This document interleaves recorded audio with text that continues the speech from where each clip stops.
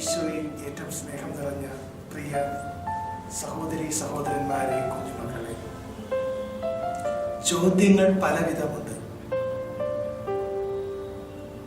സംശയം മാറ്റുവാൻ കുട്ടികൾ അധ്യാപകനോട് ചോദിക്കുന്ന ചോദ്യം, അല്ലെങ്കിൽ എന്തെങ്കിലും അറിവ് ലഭിക്കാൻ വേണ്ടി ചോദിക്കുന്ന ചോദ്യങ്ങൾ, കുട്ടികളുടെ അറിവ് പരീക്ഷിക്കുവാൻ വേണ്ടി അധ്യാപകർ ചോദിക്കുന്ന ചോദ്യങ്ങളുണ്ട്.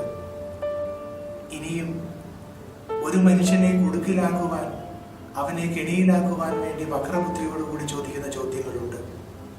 ഇനിയും വെറുതെ ചായ കുടിച്ചുകൊണ്ടിരിക്കുന്ന ഒരു വ്യക്തിയോട് ചേട്ടൻ ചായ കുടിക്കുകയാണെന്ന് ചോദിക്കുന്ന വെറും ചുമ്മാ ചോദ്യങ്ങൾ. ഇങ്ങനെ ചോദ്യങ്ങൾ പലവിധമുണ്ട്. ഇന്നത്തെ സുവിശേഷത്തിൽ നമ്മൾ ഒരു നിയമജ്ഞനെ കണ്ടുമുട്ടുന്നു. നിയമജ്ഞൻ ഈശോയോട് ഒരു ചോദ്യം ചോദിക്കുന്നുണ്ട്. അയാൾ ചോദ്യം ചോദിക്കുന്നത് ദുഷ്ടമനസ്ഥിതിയോടെയാണ്. ചോദ്യം നല്ലതാണ്, പക്ഷെ അയാളുടെ മനസ്ഥിതി മോശമാണ്. ഈശോയെ പരീക്ഷിക്കുവാൻ വേണ്ടി അയാൾ ചോദിക്കുന്ന ചോദ്യം ഇതാണ്: നിത്യജീവൻ പ്രാപിക്കുവാൻ നീ എന്ത് ചെയ്യണം? ആ നിയമജ്ഞന്റെ ചോദ്യത്തിന് ഈശോ ഒരു മറുപടി കൊടുക്കുന്നില്ല. പകരം ഈശോ അയാളോട് ഒരു മറുചോദ്യം ചോദിക്കുകയാണ്. ഈശോയുടെ ചോദ്യം ഇതാണ്: നിയമത്തിൽ എന്തെഴുതിയിരിക്കുന്നു? നീ എന്തു വായിക്കുന്നു? നിയമം പഠിച്ച, നിയമത്തിന്റെ വള്ളിപ്പുള്ളി അറിയാവുന്ന അറിവുള്ള ആ മനുഷ്യന് ഉത്തരം കൊടുക്കുവാൻ വിഷമമുണ്ടായില്ല. അയാൾ ഈശോയോട് മറുപടി പറയുകയാണ്: നിന്റെ ദൈവമായ കർത്താവിനെ പൂർണ്ണ മനസ്സോടും പൂർണ്ണ ഹൃദയത്തോടും പൂർണ്ണ ആത്മാവോടും പൂർണ്ണ ശക്തിയോടും കൂടെ സ്നേഹിക്കുക, അതുപോലെ നിന്റെ അയൽക്കാരനെയും. ഉത്തരം ശരിയായി കൊടുത്ത ആ മനുഷ്യൻ സ്വയം നീതീകരിക്കുവാൻ വേണ്ടി ഈശോയോട് മറ്റൊരു മറുചോദ്യം കൂടി ചോദിക്കുകയാണ്: ആരാണ് എൻ്റെ അയൽക്കാരൻ? ഈശോ അതിന് മറുപടിയായിട്ട് പറയുന്നത് ഒരു ഉപമയാണ്. ആ ഉപമയാണ് നമുക്കേവർക്കും സുപരിചിതമായ സമരിയാക്കാരൻ്റെ ഉപമ. ജെറൂസലേമിൽ നിന്നും ജെറീക്കോയിലേക്ക് പോകുന്ന ഒരു മനുഷ്യൻ. ആ മനുഷ്യൻ കവർച്ചക്കാരുടെ കയ്യിൽ അകപ്പെടുന്നു. ആ മനുഷ്യനെ കവർച്ചക്കാര് അർത്ഥപ്രാണനാക്കിയിട്ട് കടന്നു പോകുന്നു. ജെറൂസലേമിൽ നിന്നും ജെറീക്കോയിലേക്ക് ഏതാണ്ട് 17 മൈലോളം അകലമുണ്ടെന്നാണ് കണക്കാക്കപ്പെടുന്നത്. ഈ യാത്രക്കിടയിലാണ് ഈ മനുഷ്യൻ, ഒരുപക്ഷെ അയാൾ പോയത് എന്തെങ്കിലും സുപ്രധാനമായ ഒരു കാര്യത്തിന് വേണ്ടി ആയിരുന്നിരിക്കാം. പക്ഷേ ആ യാത്രയിൽ അയാൾ കവർച്ചക്കാരുടെ കയ്യിൽ അകപ്പെടുന്നു. കവർച്ചക്കാര് അയാളെ അർത്ഥപ്രാണനാക്കിയിട്ട് കടന്നു പോകുന്നു. അർത്ഥപ്രാണനായി കിടക്കുന്ന മനുഷ്യന് അപ്പോഴും അയാളുടെ മനസ്സിൽ ചില പ്രതീക്ഷകളൊക്കെ ഉണ്ടായിരുന്നിരിക്കണം. അയാൾ കരുതിയിട്ടുണ്ടാകാം, എൻ്റെ ഈ അവസ്ഥ കണ്ട് കടന്നു വരുന്ന ആരെങ്കിലും എന്നെ സഹായിക്കുമെന്ന് അയാൾ കരുതിയിരുന്നിരിക്കാം. അപ്പോഴാണ് ഒരു പുരോഹിതൻ കടന്നു വരുന്നത്. പുരോഹിതൻ കടന്നു വന്നപ്പോൾ അയാൾ കരുതി, ഇദ്ദേഹം ഒരു പുരോഹിതനാണ്, ദൈവത്തിനും ദൈവജനത്തിനും വേണ്ടി ജീവിക്കുന്ന ഒരു മനുഷ്യനാണ്, തീർച്ചയായും എന്നെ സഹായിക്കും എന്ന് അയാൾ പ്രതീക്ഷിച്ചിരുന്നിരിക്കാം. പക്ഷേ ആ പുരോഹിതൻ അയാളെ കണ്ട് വഴിമാറി പോവുകയാണ്. കുറച്ചു കഴിയുമ്പോൾ വരുന്ന ഒരു ലേവായൻ. അപ്പോഴും ഒരുപക്ഷെ അയാൾ പ്രതീക്ഷ കൈവിട്ടിരുന്ന് കാണില്ല. അയാൾ കരുതി, ഈ ലേവായൻ എന്നെ സഹായിക്കുമായിരിക്കാം, അയാൾ എനിക്ക് വേണ്ടി തന്റെ സഹായഹസ്തം നീട്ടുമായിരിക്കാം. പക്ഷേ ആ ലേവായനും ആ മനുഷ്യനെ സഹായിക്കുവാൻ തയ്യാറാകുന്നില്ല. ഇങ്ങനെ പ്രതീക്ഷ നഷ്ടപ്പെട്ട് അർത്ഥപ്രാണനായി എല്ലാം ഉപേക്ഷിക്കപ്പെട്ടു എന്ന അവസ്ഥയിൽ കഴിയുമ്പോൾ ഒരു സമരിയാക്കാരൻ വരുന്നു. ആ സമരിയാക്കാരൻ വരുമ്പോൾ ആ അവശനായി കിടക്കുന്ന, അർത്ഥപ്രാണനായി കിടക്കുന്ന ആ ഒരു വ്യക്തി യാതൊരു പ്രതീക്ഷയും വെച്ച് പുലർത്തുന്നില്ല. കാരണം യഹൂദരും സമരിയാക്കാരും തമ്മിൽ നല്ല ബന്ധത്തിലായിരുന്നില്ല. അത് തന്നെയുമല്ല, സമരിയാക്കാരെ വളരെ മോശക്കാരായിട്ടാണ് യഹൂദര് കണക്കാക്കിയിരുന്നത്. ഈ അവസരത്തിൽ ഒരു പ്രതീക്ഷയും അയാൾ വെച്ച് പുലർത്തുന്നില്ല. ഒരു പ്രതീക്ഷയും മനുഷ്യനുണ്ടാകാതിരിക്കാൻ മറ്റൊരു കാരണം കൂടിയുണ്ട്. സമരിയാക്കാരുടെ നിയമം അനുസരിച്ച് ഒരു വ്യക്തി ഒരു ശവശരീരത്തെ സ്പർശിക്കുകയാണെങ്കിൽ അയാൾ അശുദ്ധമാകുമെന്നാണ് സമരിയാക്കാർ വിശ്വസിച്ചിരുന്നത്. ഇതൊക്കെ മനസ്സിലാക്കിയിരുന്ന ഈ അർത്ഥപ്രാണനായ മനുഷ്യൻ, അദ്ദേഹത്തിന് അല്പമെങ്കിലും ബോധമുണ്ടായിരുന്നെങ്കിൽ, അദ്ദേഹത്തിന് അല്പമെങ്കിലും ചിന്തിക്കുവാനുള്ള ശക്തി ഉണ്ടായിരുന്നെങ്കിൽ അദ്ദേഹത്തിന് ഒരു പ്രതീക്ഷയും ഉണ്ടാകുമായിരുന്നില്ല.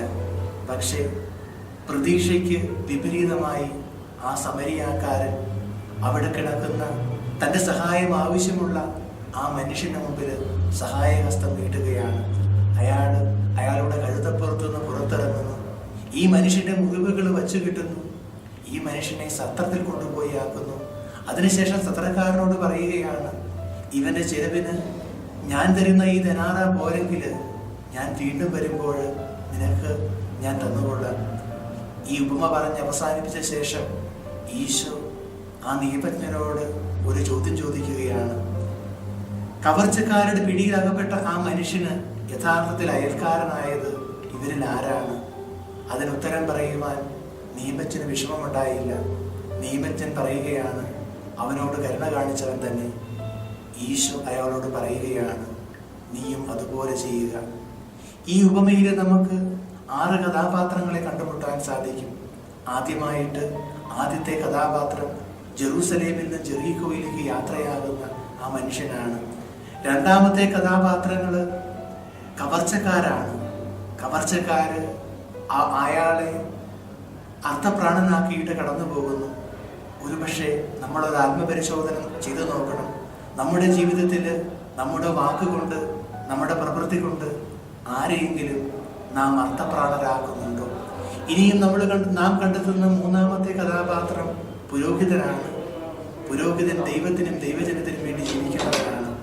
പക്ഷേ അയാളുടെ യാത്രയിൽ ഈ മുറിവേറ്റ ആ മനുഷ്യനെ കണ്ടുമുട്ടുമ്പോൾ അവനെ സഹായിക്കുന്നതിന് പകരം അവനെ ഉപേക്ഷിച്ച് കടന്നു പോകുന്നു. നമ്മുടെ ജീവിതത്തിലും സഹായം ആവശ്യമുള്ള വളരെയേറെ വ്യക്തികളെ നമ്മൾ കണ്ടെത്തുന്നുണ്ട്.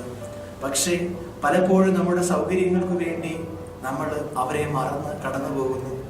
വിശുദ്ധ ജാഫറേച്ചൻ പറഞ്ഞിട്ടുണ്ട്, അന്യന് ഉപകാരം ചെയ്യാത്ത ഒരു ദിവസം നിന്റെ ആയുസിന്റെ പുസ്തകത്തിൽ എഴുതപ്പെടാതിരിക്കട്ടെ. ഇനി നമ്മൾ നാലാമതായിട്ട് കണ്ടുമുട്ടുന്ന കഥാപാത്രം ലേവായനാണ്. ലേവായനും ദൈവശുശ്രൂഷയ്ക്ക് വേണ്ടി നിയോഗിക്കപ്പെട്ടവനാണ്. പക്ഷേ അയാളും ഈ മനുഷ്യനെ കണ്ടുമുട്ടുമ്പോൾ അഗതിയായ, എല്ലാം നഷ്ടപ്പെട്ട് മരണാസന്നനായി കിടക്കുന്ന ആ മനുഷ്യനെ കണ്ട് അയാളും കടന്നു പോവുകയാണ്. അഞ്ചാമത്തെ കഥാപാത്രമാണ് നല്ല സമരിയാക്കാരൻ. നല്ല സമരിയാക്കാരൻ ആ മനുഷ്യന്റെ മുറിവുകൾ വച്ചുകെട്ടി അവനെ, അർത്ഥപ്രാണനായ ആ മനുഷ്യനെ ജീവിതത്തിലേക്ക് തിരിച്ചു കൊണ്ടുവരുന്നു. ആറാമത്തെ കഥാപാത്രം സത്രം സൂക്ഷിപ്പുകാരനാണ്. സത്രം സൂക്ഷിപ്പുകാരന് ഒരുപക്ഷെ ഈ മുറിവേറ്റ മനുഷ്യനെ ഇയാളുടെ സത്രത്തിൽ കൊണ്ടുപോയി ആക്കുമ്പോൾ ഒരുപക്ഷെ അയാൾക്ക് പറയാമായിരുന്നു, എൻ്റെ സത്രത്തിൽ മുറിവേറ്റവരെ പ്രവേശിപ്പിക്കാൻ എനിക്ക് ആകുകയില്ല. നമുക്കറിയാമല്ലോ, യൂസേപ്പ് മാതാവിന് പ്രസവ സമയമായപ്പോൾ ഈശോയ്ക്ക് ജന്മമേകുവാൻ അവർ അനേക സത്രങ്ങളിൽ മുട്ടി വിളിക്കുന്നുണ്ട്. പക്ഷേ അന്ന് അവർക്ക് വേണ്ടി ആരും സത്രം തുറന്നു കൊടുത്തില്ല. പക്ഷേ നമ്മൾ ഈ ഉപമയിൽ കണ്ടുമുട്ടുന്ന ഈ സത്രം സൂക്ഷിപ്പുകാരൻ മുറിവേറ്റവന് വേണ്ടി തൻ്റെ സത്രം തുറന്നു കൊടുക്കുന്നു. നമുക്കൊന്ന് ആലോചിച്ചു നോക്കാം. നമ്മുടെ ഹൃദയത്തിൽ മറ്റുള്ളവർക്ക് വേണ്ടി സ്ഥലമുണ്ടോ എന്ന് നമ്മൾ അന്വേഷിച്ചു നോക്കണം. അന്ന് മാതാവും യൂസേപ്പ് പിതാവും സത്രത്തിൽ മുട്ടി വിളിച്ചപ്പോൾ ഈശോയ്ക്ക് വേണ്ടി വാതിൽ തുറന്നു കൊടുക്കുവാൻ ഒരു സത്രം സൂക്ഷിപ്പുകാരൻ തയ്യാറായില്ല. പക്ഷേ ഇന്നത്തെ സത്രം സൂക്ഷിപ്പുകാരൻ, ഈ ഉപമയിൽ കണ്ടെത്തുന്ന സത്രം സൂക്ഷിപ്പുകാരൻ ഈ മുറിവേറ്റവന് വേണ്ടി തൻ്റെ വാതിലുകൾ തുറന്നു കൊടുക്കുവാൻ തയ്യാറാകുന്നു. നമുക്ക് ഒന്ന് ആലോചിച്ചു നോക്കാം. ഇന്നത്തെ ഉപമയിൽ നല്ല സമറിയാക്കാരൻ്റെയും സത്രം സൂക്ഷിപ്പുകാരൻ്റെയും ഭാഗമാണ് നമ്മൾ തിരഞ്ഞെടുത്തിരിക്കുന്നതെങ്കിൽ ഈശോ ആഗ്രഹിക്കുന്നത് പോലെ നമ്മൾ മറ്റുള്ളവർക്ക് നല്ല അയൽക്കാരായി തീരുകയാണ്. നമുക്കറിയാമല്ലോ, ഏറ്റവും വലിയ അകലം എന്ന് പറയുന്നത് ലോകത്തിൻ്റെ ഒരറ്റവും അങ്ങേയറ്റവും തമ്മിലുള്ള അകലമല്ല, മറിച്ച് മനുഷ്യ ഹൃദയങ്ങൾ തമ്മിലുള്ള അകലമാണ്. നാം എപ്പോഴും മറ്റുള്ളവർക്ക് നമ്മുടെ ഹൃദയത്തിൽ നമ്മൾ സ്ഥലമൊരുക്കുന്നുവോ, മറ്റുള്ളവർക്കായി നമ്മുടെ ഹൃദയത്തിൽ നമ്മൾ ഒരിടം അവശേഷിപ്പിക്കുന്നുവോ, അപ്പോൾ നാം നല്ല അയൽക്കാരായി തീരുകയാണ്. നമുക്ക് ഈശോയോട് പ്രാർത്ഥിക്കാം. ഈശോയെ, ഞങ്ങളുടെ ഹൃദയത്തിൽ അങ്ങേക്കും മറ്റുള്ളവർക്കും ഒരു സ്ഥലം ഇടുവാൻ, ഞങ്ങളുടെ ഹൃദയത്തിൽ സ്ഥാനമുണ്ടാക്കുവാൻ ഞങ്ങളെ